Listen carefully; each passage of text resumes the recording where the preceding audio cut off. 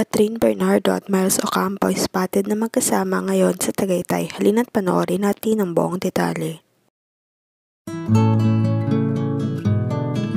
Merong kuwang netizens kung saan nakita sa publiko na magkasama si Miles Ocampo at Catherine Bernardo sa Tagaytay.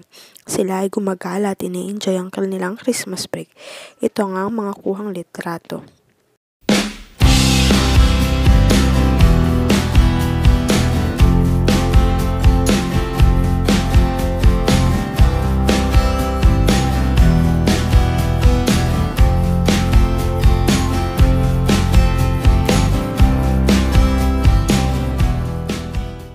Link nga si Daniel Padilla at Elijah Canlas kay Andrea Brillantes kung saan parehas nilang boyfriend ni Miles at Catherine.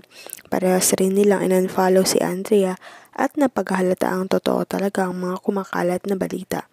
Sa ngayon nga ay di pa nagsasalita sa issue si Daniel at Andrea na mas lalong pinagtataka ng mga netizens.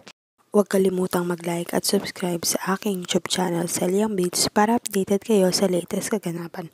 Maraming salamat po sa panonood.